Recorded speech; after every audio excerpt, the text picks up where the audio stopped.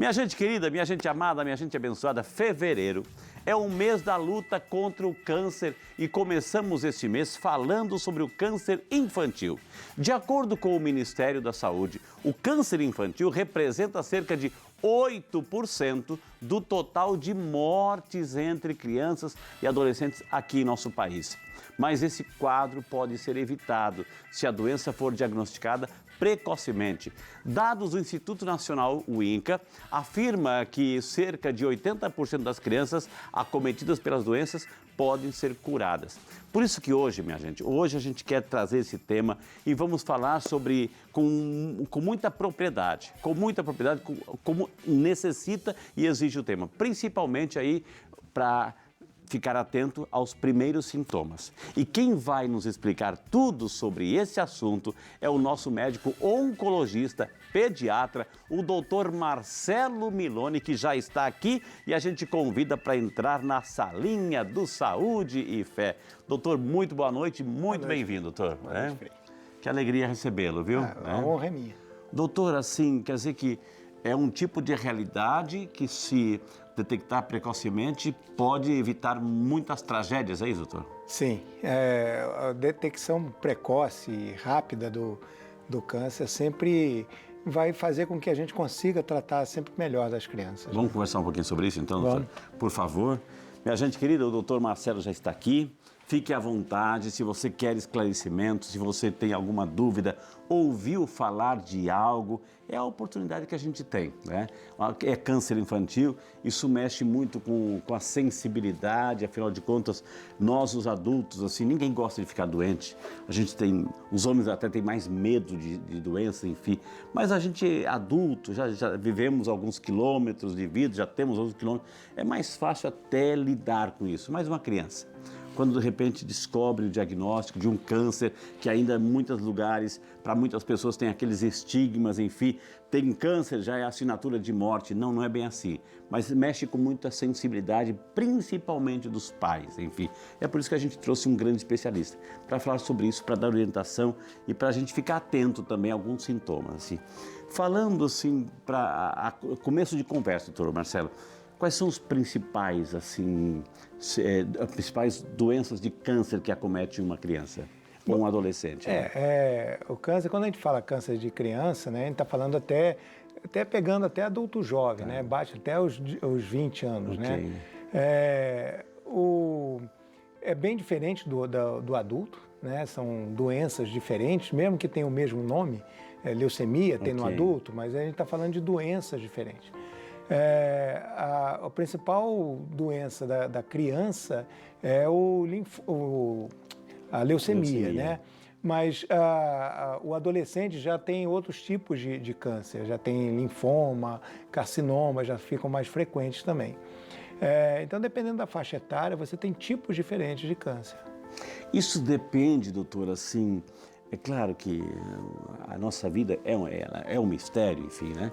Mas isso depende também de algum fator genético, algum fator hereditário que pode ser causa dessa manifestação? Essa é uma pergunta muito importante mesmo, porque a grande maioria das famílias, quando eles chegam e descobrem que o filho está acometido por uma doença dessa, tem uma sensação de culpa muito grande. O que eu fiz de errado? Exato. Né? E muitas vezes o que eu fiz de errado tem a ver com isso. Será que foi alguma coisa que eu passei, quer dizer, uma herança? E hoje a gente ainda não sabe muita coisa sobre isso. Quer dizer, a gente sabe como o câncer está se desenvolvendo e o que está acontecendo com a criança, tanto que a gente sabe tratar. Mas a gente não sabe por que essa criança ficou doente. Então a gente não sabe direito como evitar o câncer. Muito poucas crianças, quer dizer, menos de 5% dos casos só, você consegue ter uma causa predisponente. Então por isso que na criança e adolescente, você não tem uma prevenção primária, que a gente chama. Quer dizer, não adianta fazer como no adulto, a mulher fazer o autoexame ou o homem fazer o exame da próstata. Isso não adianta na criança. Infelizmente, a gente só tem a prevenção secundária, quer dizer, tá, na dúvida, fazer os exames para detectar. Gente, nós estamos ao vivo aqui com o Dr. Marcelo, o assunto hoje é câncer infantil. Se você tem alguma pergunta, por favor, ajude a gente a fazer o programa, até mesmo para que você não tenha nenhuma dúvida, viu? Ô doutor Marcelo, eu vou colocar um período aqui, mais ou menos uns 25, 30 anos atrás. Uma criança, né, que era diagnosticada com câncer infantil, ela corria mais risco de óbito? A pergunta é, a medicina hoje evoluiu tanto que hoje é bem mais fácil salvar essa criança desde que seja feito um diagnóstico precoce, doutor? Sim, não há dúvida quanto a isso. A gente olhando o que a gente fazia na década de 90, e a vantagem da gente ficar velha é que a gente conhece muita coisa, né? A gente começa a ver muita coisa. E aprende com isso também, né? Então, há 25, 30 anos, a gente tinha... E as coisas aqui no Brasil vão chegando muito tardiamente também. A gente tinha muita dificuldade até mesmo de fazer diagnóstico. Hoje a gente tem uma profundidade do diagnóstico muito maior, tanto que a gente tem acesso àquilo que a gente chama de medicina de precisão. Okay. Então você consegue tratar uma doença, um câncer, muito mais precisamente mesmo, usando remédios específicos para aquele tipo. Quando você fala leucemia, você está falando uma gama muito grande de doenças, né? E muitas vezes você não está mais falando de uma leucemia, porque como se fosse uma coisa, como se eu estivesse falando de carro. Eu já estou falando do modelo do carro, do ano do carro que o carro foi fabricado e até a cor desse carro. E aí você vai usar o remédio específico para isso. Entendi. Agora, o doutor Marcelo, nesse sentido, o senhor falou assim que tem um fator genético, hereditário, um mistério, enfim, mas além disso, tem outras possíveis causas, né, que a gente pode mensurar e elencar aqui? Infelizmente, a gente não chega nesse ponto. Okay. A gente sabe que todo câncer é, no fundo, um problema genético. Okay. Porque o que aconteceu é que uma célulazinha, um tijolinho que forma o corpo da criança, que vai produzir sangue ou vai formar Essa é a grande diferença entre criança e adulto, que a criança o câncer se desenvolve a partir de uma célula que vai gerar um órgão, por exemplo. A medula óssea, que vai formar sangue, o fígado. Okay. Então, é uma célula formadora, diferente do adulto, que é geralmente uma regeneração. Eu estou agredindo, eu fumo, então eu estou agredindo minha garganta, por exemplo, e aí essa regeneração pode desencadear o câncer. Na criança, não, é a formação. O que alterou isso? O que fez isso alterar? A gente não sabe. Pode ser fator ambiental, pode ser infeccioso, vírus, pode ser alguma coisa genética. Tudo isso junto podem estar provocando a gênese do câncer, né? Então, assim, é genético, mas não necessariamente hereditário. O doutor Marcelo, como é que, do ponto de vista da observação, porque está ali o pai, a mãe em casa, a criança está na escola, de repente estava tudo ok, a criança começa a dar alguns sinais de que algo está acontecendo. Quais são os principais sintomas, assim, até mesmo para ajudar os pais uma observação um pouco mais específica, doutor? De que algo está errado com a criança. O câncer é uma doença extremamente ingrata, até por isso. Porque ela não vem com plaquinha, não é fácil de identificar, nem mesmo para o médico. Não é uma tosse, simplesmente, um resfriado. Às vezes ela aparece como uma tosse. Né? Uma criança que tenha um adolescente, que tem um tumor, por exemplo, aqui no meio num lugar que a gente chama mediastina, onde fica o coração entre os dois pulmões. Está ali o tumor. O tumor começa a pressionar a passagem do ar e aquilo irrita, ele provoca tosse. Mas uma tosse que pode ser confundida com resfriado comum e tal. Então, o que é importante é que o médico esteja atento, isso é que é muito importante nesse tipo de conversa que a gente está tendo, que é para o próprio médico lembrar que existe câncer, porque a gente está falando de uma doença rara. Porque se é uma tosse, vai um pneumologista, é uma coisa gastro... simples. Mas daí ele começa a ver, isso aqui não está evoluindo do jeito que eu imaginava, porque o comum é isso, em 3 dias está bom. Entendi. 5 dias depois a criança está até um pouquinho pior, o que será que está acontecendo? Lembrar que nem sempre é câncer, tem milhões de outras doenças, mas que se ele lembrar que existe o câncer, ele já pode fazer a suspeição daquela doença e aí, se for o caso, ele pode encaminhar para um centro de referência, que é muito importante, né? Agora, do ponto de vista assim, já da orientação, e aí, foi diagnosticado, é um tumor, é um câncer, está lá alojado, está na fase inicial, enfim, vem a criança, o adolescente, ela não tem essa dimensão do valor da vida, né? Claro, valoriza a vida, mas não tem essa proporção assim do conhecimento, da dimensão da vida em si, enfim. Mas os pais já têm esse medo, esse desespero. Como lidar assim, como trabalhar primeiramente com os pais, doutor? Bom, as duas coisas são importantes. A gente tem que saber lidar com a criança, criança e adolescente, que cada faixa etária vai ter um grau diferente de compreensão e eles merecem entender o que está acontecendo. Claro. Né? E com a família também, porque não é só o pai e a mãe. Quando acontece uma coisa dessa, você está mexendo com a família inteira, às vezes a comunidade toda. A doença sempre é coletiva. Assim, uma criança que fica doente, ainda mais com uma doença que a gente vai chamar de catastrófica, né? Ela vai envolver, uma comoção, principalmente no início, e uma série de dificuldades, de novos arranjos dentro daquela família, que você precisa estar de olho nisso e ajudar, porque se o centro de referência, por isso que é importante a criança ser tratada num centro de referência. Se ela for tratada num consultório, não desmerecendo o médico, claro, não é isso, claro. Mas ele não vai conseguir sozinho dar todo o suporte que essa família, às vezes a comunidade precisa. Entendi. Então é importantíssimo que a gente saiba lidar não só com a criança, mas com os pais. E já tem esses grupos de apoio, já tem para os pais, sim. Para ter essa orientação, esse apoio, Os centros de referência, eles já são montados pensando nesse tipo de suporte. Entendi. E cada família é uma. Exato. É uma coisa única. Você só pode... não adianta eu ter uma fórmula de abordar uma família. Tipo, beleza, tudo bem, como é que vai? Seu filho tem câncer, tudo... Não é assim. Tem vidas ali, tem histórias. Exato, ali, você tem que ir conversando, ver como que você vai dar essa notícia. Exato. E quando der, é importante que dê a notícia, né? Lógico, mas quando der a notícia, também receber de volta as emoções que vêm disso. Ok. Então você também tem que estar preparado. E alternativas, né? E você apoio, não sabe que emoção que vem, né? E alternativas de apoio, como sempre esse centro de referência. Exato. Doutor, as pessoas já estão interagindo conosco, a gente agradece. É o Carlos Mota, de São Gonçalo, Rio de Janeiro. Obrigado, Carlos. Deus te abençoe. Bem-vindo ao Saúde e Fé, Carlos.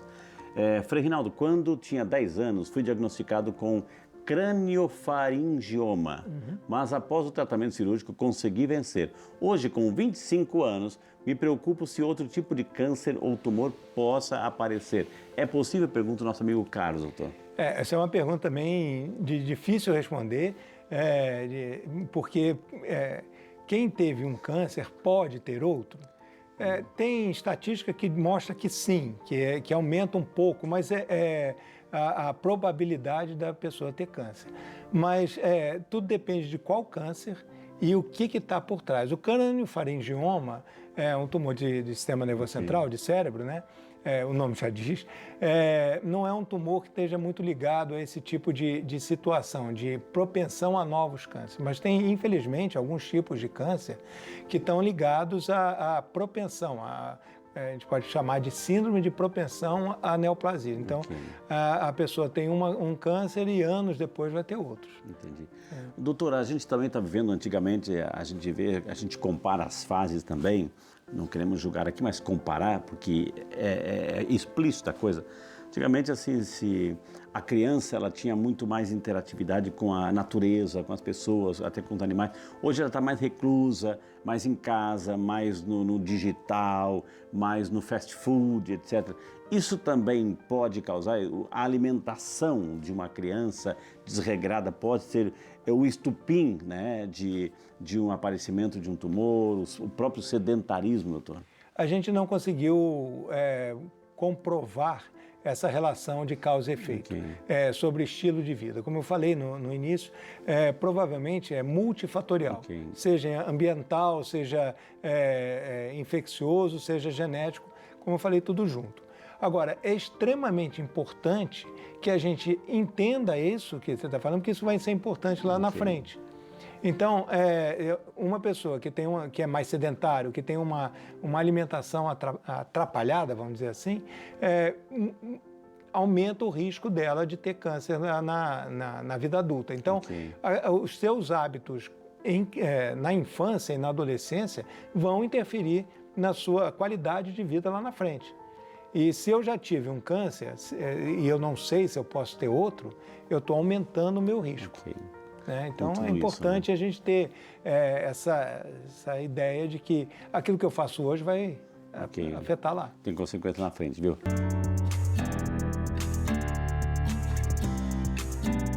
Sou Max Godoy, advogado, sócio do escritório Galvão e Godoy, e quero conversar com vocês sobre os direitos das pessoas que possuem doenças no âmbito jurídico.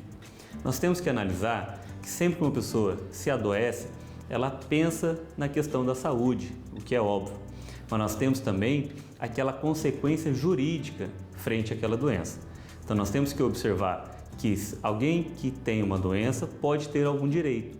Falando especialmente do direito previdenciário, nós temos que se atentar em sempre estar vinculado ao INSS. Quem é empregado, possui carteira assinada, automaticamente já está vinculado ao INSS. Não tem que ter tantas preocupações. Mas aquele que é autônomo, aquele que é do lar, tem que se atentar a pagar o INSS, seja por meio do carnê, seja por meio do MEI, seja por meio do microempresário, né? Então vocês têm que se atentar para pagar para quê? Para, se tiver alguma doença, se socorrer ao INSS. E se você não tiver o vínculo com o INSS, corre o risco de você não ter nenhum direito.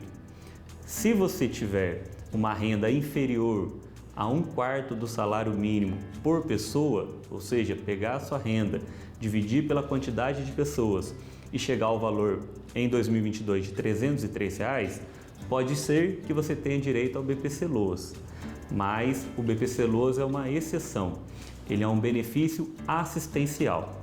Então é muito importante que todos efetuem o pagamento do INSS para estar garantidos em caso de uma doença.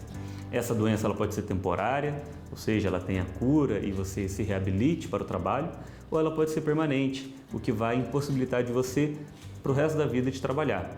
E a verdade é que ninguém quer estar em possibilidade de trabalhar. Todo mundo quer poder estar trabalhando, ganhando o seu sustento, sem precisar de nenhum benefício. Então, a primeira dica, e muito importante, é que você esteja vinculado ao INSS, pagando a contribuição do INSS para ter os seus direitos. E a gente continua no próximo capítulo falando dos demais direitos perante o mundo jurídico. Doutor Marcelo, um adulto recebe um diagnóstico, leucemia, que é o câncer no sangue, os glóbulos brancos, desregulares, enfim. Um adulto recebe o diagnóstico de uma leucemia e vai ter o tratamento. Uma criança recebe o diagnóstico de leucemia, vai ter o tratamento. Os tratamentos são iguais? Não, são bem diferentes mesmo. E até porque assim, a criança geralmente é um tratamento mais intenso e mais agressivo. Até porque a criança, por incrível que pareça, suporta melhor. Por que ela suporta melhor? Ela não tem todos as comorbidades, quer dizer, as outras coisas que um adulto vai ter. Um adulto que tenha diabetes tem um problema. Okay. Dependendo da idade, tem um problema tem hipertensão, ele tem alteração do rim, alguma coisa assim, isso tudo vai implicar numa forma de tratar. Claro que a criança pode ter essas coisas, pode, mas é muito mais infrequente, né? Então, o tratamento também tem que ser pensado assim. Mas, muitas vezes você vê os mesmos remédios, tanto na criança quanto no adulto.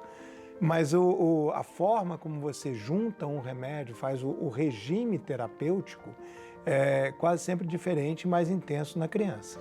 Interessante que o senhor, pelo que eu entendi, a criança aguenta um pouco mais, é mais resistente, né? Pode um tratamento até um pouco mais forte, porque ela resiste mais. Olha que interessante isso, doutor. Né? Ela aguenta mais, mas a doença também é bem mais agressiva, né? Também. Né? ou a leucemia na criança costuma ser mais agressiva do que a leucemia do adulto. O tempo também geral. vai variando de pessoa a pessoa, a intensidade, Sim. o diagnóstico. Até porque muitas vezes você não consegue fazer as mesmas doses para adulto do que você faz para criança. O adulto não aguenta. Então, criança aguenta, né? Ai, que interessante, viu? A Ana Lúcia, de Monteiro Lobato, São Paulo. Obrigado, Ana Lúcia. Seja muito bem-vinda aqui ao nosso Saúde e Fé. Minha filha de 13 anos foi diagnosticada com uma meduloblastoma há 2 meses. Foi indicado que começássemos o tratamento de imediato. Estamos com medo de nossa filha precisar de cirurgia. Existe a possibilidade de vencer esse tumor só com medicação? Pergunta a Ana Lúcia, doutor. Não. Meduloblastoma, ela tem 13 anos. Meduloblastoma, primeiro que as coisas, né, que você me perguntou no primeiro bloco sobre as mudanças de tratamento. Em 2000, a gente falaria de meduloblastoma. Hoje, a gente fala de pelo menos 4 doenças diferentes, mas na verdade a gente está falando de 12 doenças diferentes que cabem dentro disso. Isso. Então a gente já entende o meduloblastoma de uma forma muito mais ampla.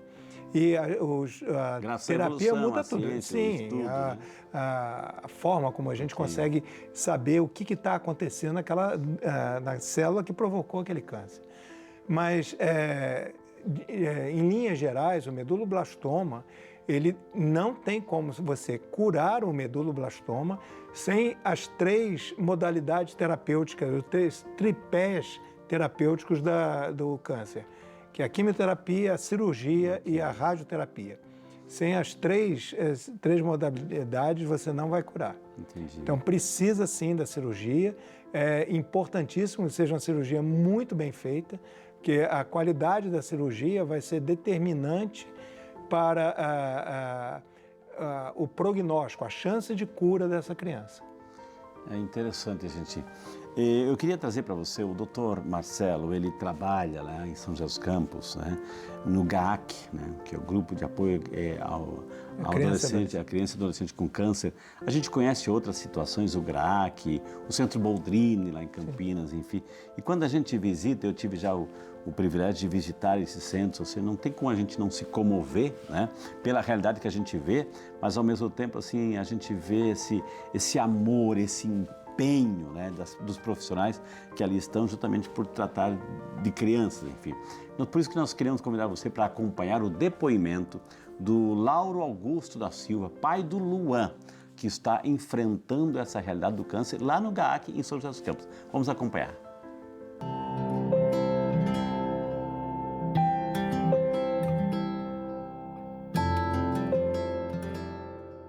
Bom, eu me chamo Lauro, sou pai do Luan, né? E a gente é daqui de São José mesmo, mora lá na divisa entre São José e Quixapava.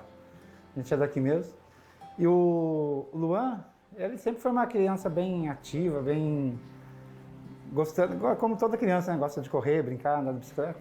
Apareceu uma dor no pé dele, foi em junho do ano passado. Aí levou no médico. O médico diagnosticou na ocasião lá, no pronto-socorro, né, como uma torção. Só que persistiu essa dor. No dia seguinte, retornamos ao médico de novo, né? Aí ele viu uma anomalia ali, uma coisa diferente, e pediu um exame mais detalhado. Foi onde constatou, né, que tinha um tumor ósseo, né? Aí foi encaminhado para o oncologista. O oncologista pediu uma biópsia e de imediato encaminhou aqui para o GAC. Na época, acho que como todos, né, recebe a notícia, uma notícia muito ruim, né? Mas aqui a gente teve todo o apoio, toda a estrutura para poder encarar esse probleminha com mais força, né?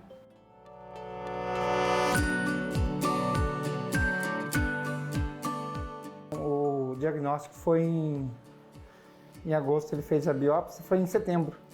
Foi dia 20, foi em setembro. Ele dá muita força pra gente. É por ele que a gente tá aqui. E graças ao GAC, encarar com mais força isso aí, né? é uma luta diária, né? Mas tem sido, eu acho que Deus dá força pra gente, né? E aqui também a gente é muito bem recebido, muito bem acolhido por todos, desde o pessoal da limpeza. Tem sido tranquilo, né?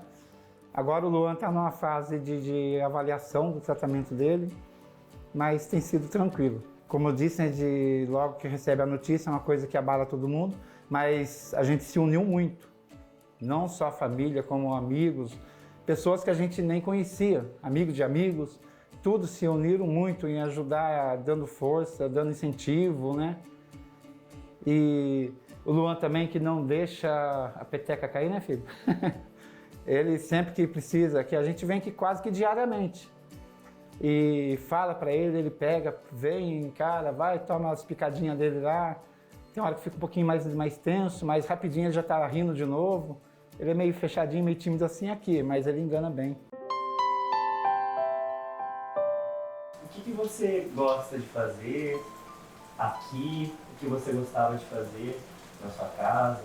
Andar de bicicleta, de cavalo. Sofrido, né? Da gente ver que o filho quer fazer alguma coisa e tem que limitar um pouco ele, né? Limitar bem até, né? Mas ele procura, de outras formas, suprir aqueles momentos, aquelas coisas que ele fazia. Agora ele está fazendo umas artes em madeira, em palito de sorvete. A gente procura ajudar ele, incentivar ele naquilo, né? Mas no começo é meio... Fala que é fácil, mentira, porque não é não. Mas a gente consegue achar outras formas de suprir aquele momento. Tanto em casa quanto aqui também. Aqui vem, tem a atenção de todos, né? Tem os momentos dele brincar. O que dá força para mim é ele, né? E pessoal, não desistir, né? Eu sei que é uma fase difícil que todo mundo que está aqui passa, mas ter fé, confiar no pessoal, eu digo aqui do GAC, que eu estou aqui no GAC, né? Confia que eles procuram fazer o melhor pra gente. Não desista, tenha fé. Tenha fé que eles dão muita força pra gente. A força minha tá aqui.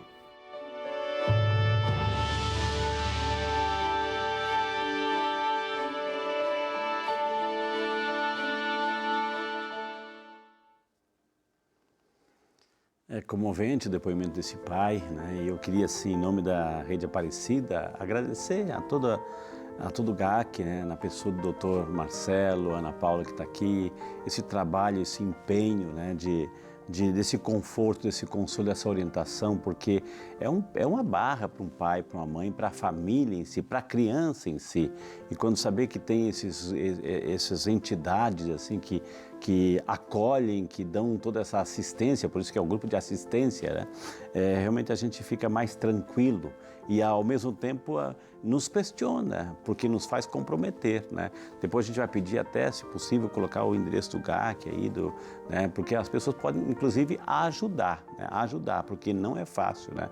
Ajudar, eu estou dizendo de suporte, até economicamente. É importante, a gente tem um site aí, a gente vai colocar, disponibilizar também, está tudo aí na tela, para você também entrar em contato aí, apoiar esse trabalho. Então, parabéns, doutor Marcelo, pelo trabalho que vocês fazem, então, tão nobre, tão digno e bonito esse choro desse pai, né? Ele chora, mas assim com essa emoção, sabendo que sozinho ele não está, que tem esse suporte por detrás, assim, que dão esse sinal de esperança para eles, né? Na verdade, esse suporte não se limita ao hospital, vamos dizer assim. Até isso que a gente está fazendo aqui agora, trazendo o assunto, também é importante, porque isso gera uma série de outras ações que vão dar mais suporte ainda, tanto para os pacientes, para as famílias, quanto para o próprio hospital. A estrutura do hospital também depende desse suporte. Exato. Então, parabéns, viu? Parabéns, assim. E aí, como sociedade, o nosso compromisso é de apoiar esse tipo de iniciativas. E deixar uma coisa muito clara, a gente viu aí o Luan, né, tímido, assim, mas cheio de esperança. Bonito o pai dizer assim, a minha esperança é nele, ou seja, o meu suporte, o meu apoio, enfim. É o Luan, é o filho, isso é bonito a gente ouvir, mas assim, ao mesmo tempo deixar bem claro, né, para você que Câncer, gente, a pessoa não pega o câncer, não é contagiante, né? Então, se tem uma criança lá com câncer em tratamento, enfim, pode abraçar, pode com todo o carinho, todo o cuidado, né, necessário, assim, mas assim, não precisa se afastar, né? Porque já vive a realidade, a família é a realidade. Então, aí, de repente, começam na sociedade a discriminar. Então isso não pode, porque ainda existem muitas situações. Tem câncer, não chega perto, né? Existe, doutor? Existem dois tipos de preconceito, né? Existe o preconceito de que, se eu chegar perto eu vou pegar câncer, não posso. Mas tem também o preconceito de achar que aquilo tá com câncer porque fez alguma coisa errada. Sim. É um pecado. E não. Deus não vai trazer uma doença dessa para castigar alguém, né? Deus não é isso. Deus não castiga ninguém com doença. Pois é. Pelo contrário. Não é assim, né? O doutor Marcelo, como é que funciona a estrutura ali? O pai do Luan está com ele, a criança fica lá sozinha, a criança vai e volta. Como é que é a estrutura? Conta pra gente um pouquinho como é que é a estrutura nesse tratamento da criança, né? Os pais podem e devem ficar com o paciente 24 horas, se for preciso, inclusive dentro da UTI. Então, se o paciente, por algum motivo, teve que ir para a UTI, o pai ou a mãe podem ficar dentro lá. Na enfermaria também e durante a quimioterapia também. Quer dizer, a criança nunca está sozinha, criança ou adolescente. E, inclusive, a gente tem outras formas de acertar as coisas todas. Por exemplo, teve um paciente que ficou um longo tempo internado. Então, crianças, irmãos pequenininhos, que geralmente não podem frequentar o hospital, a gente tem visitas especiais. Até mesmo o cachorrinho de um adolescente, por exemplo, que ficou quase um mês internado, e ele estava com muita saudade do cachorro, a gente levou o cachorro. Ok. Então, não é só a gente, vem... Então dá para perceber que é bastante humanizado e o protagonista de tudo é a criança, é a família. Ou seja, criar esse contexto, esse ambiente onde ela é um processo doloroso, é verdade, né? Porque, como disse o pai do Luan, eles recebem umas picadinhas lá, não é fácil, né? Mas, ao mesmo tempo, é humanizado, é acolhedor e o contexto da criança é levado, né? O dia a dia da criança é levado para a clínica, para o hospital. Senão a gente associa demais o hospital a só dor, né? Exato. Não há dúvida que tem dor. Tem medo, tem anseios, tem insegurança, tudo mudou, né? Os planos da criança, do adolescente, os sonhos, eles mudaram, ou no mínimo pararam. E da família também. E ver o filho sofrer, primeiro a criança não quer sofrer, mas ver o filho sofrer também é muito ruim. Então, você tem que fazer o que tem que ser feito para que aquilo seja diminuído, seja minimizado, para que todo mundo, pelo menos, caminhe. O caminho não é fácil, mas não precisa ser pior. Como é que, antes de chamar o intervalo, doutor, assim, muitas crianças são tratadas ali, falando do GAC especificamente, mas em outros espaços também. Como é que é uma criança que é tratada, que está ali e que ficou com a família, com o pai? De repente, claro, com a graça de Deus, com o tratamento, ela foi curada. Essa criança lá na frente, esse adolescente, esse adulto, volta lá para agradecer. Como é que é esse retorno no coração do Dr. Marcelo? É óbvio que é extremamente gratificante. É claro que eu não é que eu não faço questão, não é isso.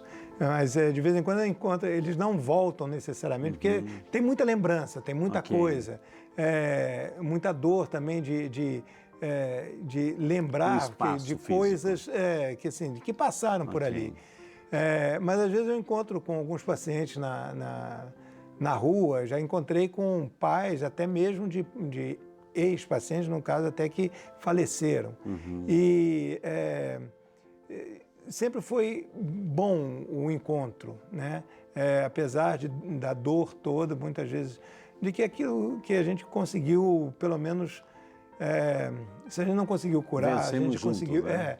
se a gente não conseguiu curar, que a gente trouxe alguma forma de conforto ou diminuiu o desconforto, né? Então, é sempre muito gratificante. Que chegou uma pergunta aqui, né? Posso contar com o auxílio do SUS para realizar o tratamento ou só é possível no particular? Pergunta alguém no Instagram, doutor Marcelo aqui. Não disse o nome aqui, mas posso contar com o auxílio do SUS ou é só na rede privada o tratamento de caso, no caso, um câncer infantil, doutor? Não, o SUS é tão bom quanto, ou se não for melhor, do que a atenção privada, vamos dizer assim. Até porque muitas vezes os planos não dão total cobertura ou ficam presos em problemas de liberação, de exames e tal, e não conseguem. É claro que o SUS, não é que o SUS, assim, depende de onde você está. Por exemplo, se você estiver dentro do Hospital de Câncer Infantil de Barretos, você vai ter todo o atendimento, talvez muito maior do que a rede particular. Se você estiver no GAC, nós também vamos fornecer tudo aquilo que é necessário para a criança ser tratada, com exames mais complexos e tal, que nem sempre os convênios dão suporte. Eu acho que é muito importante o que o senhor está dizendo, é esclarecedor, é muito importante. Por exemplo, o pai descobre, um assunto hoje de câncer infantil, no adolescente, uma criança, um câncer. E aí, doutor, vem a realidade, né, do bolso, né? Ou seja, e agora a criança está com câncer, e o tratamento é caro, enfim. Qual é a orientação que esse pai, que essa mãe tem que tomar assim, para não deixar esse fator ser mais um fator de desespero diante da própria doença que ali está? Que orientação vocês dão, doutor? A gente até teve aí o doutor Max, falando, né, sobre os direitos. Na criança também tem esse tipo de coisa e é possível ter alguns tipos de auxílio. Isso, toda a estrutura lá no GAC, por exemplo, isso nos outros centros também é assim, mas lá no GAC o serviço social já orienta o que fazer e como fazer. Além disso, você tem toda uma rede, as prefeituras têm rede de transportes, de outros auxílios, diminuindo a carga financeira em cima das famílias para dar suporte ao tratamento, porque isso é muito importante. Se a gente parar e pensar, eu trabalho, minha esposa trabalha, eu tenho um filho, meu filho ficou com câncer. Como o pai do Luan falou, eu tenho que ir no hospital todo dia. Quem que leva, quem que acompanha? Aí a mãe, ela vai trabalhar ou ela tem que sair do trabalho. Então, eu diminuo a renda. Então, todo esse suporte que tem que ser dado, claro que a gente não consegue dar suporte financeiro, mas todo esse suporte, esse amparo você tem que dar e tem que dar informações para que a família consiga suportar, senão ela para de tratar a criança. Numa prefeitura, eles recebem essas informações, nesses centros, claro que recebem. Sim. Enfim, então tem onde recorrer para saber disso. O serviço social tem que saber desses caminhos para orientar. Olha, procura a pessoa no serviço social da prefeitura, de amparo, assim assado. Ela vai orientando tudo para que a família também não se sinta desesperada, porque isso é um fator de abandono no tratamento se você não dá esse suporte. Exato, né? E claro, e a criança que vai sofrer, a família que vai sofrer. Vai sofrer. Toda a família. Por isso que tem esses centros de apoio, de informações, enfim. E por isso que em nosso programa Saúde e Fé, nós também queremos prestar esse serviço de orientação aqui. Hoje a gente está vendo com o Dr. Max, mas a gente quer trazer outras informações para que você saiba os caminhos, enfim, de onde trilhar para buscar esse socorro, essa ajuda, esse suporte, esse apoio, viu? Tem mais perguntas chegando, diretor? Tem mais pergunta assim? Agora, doutor, então para quem está em casa, né? Para quem está em casa, para a família, enfim, qual é a mensagem assim? Nós estamos começando esse mês de fevereiro, o assunto de hoje, câncer infantil. Qual é a mensagem que o senhor, como profissional, gostaria de dizer? Pais, mães, sociedade, preste atenção nisso. Eu acho que assim, a gente, apesar da gente querer falar assim, preste atenção em sinais e tal, eu acho que é mais importante o seguinte, câncer é uma doença rara, mas acontece. E a gente não sabe em quem, né? Mas que se acontecer com uma determinada família, com uma determinada criança, que ela tem tratamento e tem cura. E que não é culpa de ninguém. Infelizmente aconteceu isso. Ok. Não é culpa daquela família, não é responsabilidade, aqueles pais não poderiam ter feito nada de diferente para evitar ou para saber se isso ia acontecer. E principalmente, né, acho que é o mais importante, não é um pecado, não está se pagando pecado. Está acontecendo, infelizmente está acontecendo, mas não por culpa de ninguém. Isso é muito importante que ele disse, gente, assim, porque isso no âmbito dentro de casa, né? Nem marido condenar a esposa, nem esposa condenar marido, ou família de um, ou família de outro. E nem familiar condenar, tá vendo, por causa disso, porque o pai isso, aquilo, porque a mãe isso, aquilo. Como disse o doutor, isso não é culpa, não se tem culpa. Tira o elemento da culpa. Aconteceu. Foi uma falha genética, foi um processo que aconteceu. Então, o lugar de condenar é buscar forças, o apoio, o carinho, o amor, o afeto, a oração e esses grupos de apoio que são fundamentais, viu, gente? Hoje tivemos o prazer de conversar com o queridíssimo Dr. Marcelo Miloni, nosso médico oncologista pediatra. Tem um site do GAC, né, gacc.com.br, tem o Instagram, @gacvale, tá tudo na tela, e tem um telefone também para você entrar em contato, que é o 12-3949-6020, tá tudo na tela aí para você entrar em contato. Doutor Marcelo, imensamente muito obrigado, foi um prazer recebê-lo, o senhor se comunica muito bem, eu quero reforçar o convite para o senhor fazer parte da família Saúde e Fé de hoje em diante, viu? Então, à disposição, e o prazer foi meu e é uma honra, e principalmente agradeço a todos que estão ouvindo e busquem saber dos centros de tratamento de câncer. Isso é importante. É importante, né? Porque podem ajudar. Obrigado, doutor. Que Obrigado. Deus o abençoe, parabéns. Bem. Obrigado ao Pedro, obrigado à Ana, obrigado a toda a equipe aí de apoio que trazem esses grandes médicos assim. E antes de darmos uma bênção, eu gostaria de reforçar um convite, né? Hoje o assunto foi câncer infantil, câncer. Então, você sabe que eu moro lá em São José dos Campos, nós recém-inauguramos a Igreja de São Peregrino, o protetor contra o mal do câncer. Nesse sábado, dia 4, vamos ter 3 horários de missa, 10, 15 e 19 horas. A Igreja de São Peregrino fica lá, eu moro lá, sou eu que vou rezar as missas, na Avenida São João, 2600. Então, se você também conhece alguém nessa realidade, quer levar para uma missa, que é da região, sinta-se desde já acolhido e muito bem-vindo, viu? Avenida São João, 2600, em São José dos Campos, viu? Mas agora, ao lado da imagem de Nossa Senhora, ao lado da imagem de São Peregrino, nós queremos colocar todas as famílias, em especial rezar por você. Você que acompanhou o programa, você que certamente sentiu-se tocado hoje com essa temática, porque quando a gente fala de criança, de adolescente, né, essa fase inicial da vida nos comove, porque é salvaguardar assim o direito de viver e viver bastante.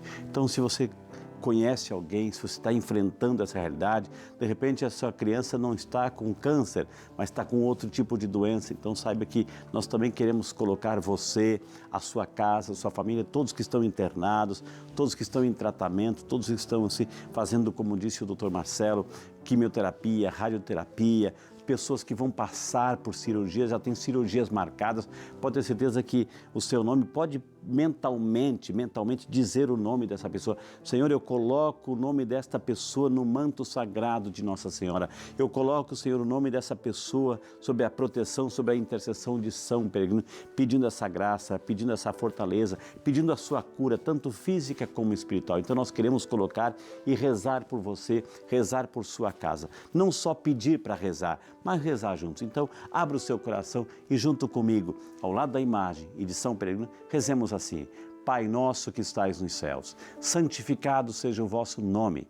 Venha a nós o vosso reino, seja feita a vossa vontade, assim na terra como no céu. O pão nosso de cada dia nos dai hoje, perdoai-nos as nossas ofensas, assim como nós perdoamos a quem nos tem ofendido. E não nos deixeis cair em tentação, mas livrai-nos do mal. Ave Maria, cheia de graça, o Senhor é convosco. Bendita sois vós entre as mulheres e bendito é o fruto de vosso ventre, Jesus. Santa Maria, Mãe de Deus, rogai por nós, pecadores, agora e na hora de nossa morte. Amém. Segure o copo d'água. Senhor Deus de infinita bondade e misericórdia, pedimos a Tua bênção sobre cada um de nós, em especial sobre esta água que vamos tomar. Dignai o Senhor abençoá-la, purificá-la, santificá-la, e que ao tomar desça sobre cada filho e cada filha que nos acompanha nesse exato momento, principalmente os doentes, a bênção de Deus Todo-Poderoso, Pai, Filho e Espírito Santo. Amém. O Senhor esteja convosco, Ele está no meio de nós. E por intercessão da bem-aventurada Virgem Maria, nossa Mãe, Nossa Senhora, do glorioso São José e São Peregrino, abençoe-nos o Deus Todo-Poderoso, Pai, Filho e Espírito Santo. Amém. Nosso muito obrigado, Deus abençoe você, obrigado a toda a nossa equipe e continue na nossa programação, porque a Rede Aparecida de Comunicação traz sempre o melhor para você. Deus abençoe e até semana que vem com mais uma edição do nosso Saúde e Fé. Fiquem com Deus.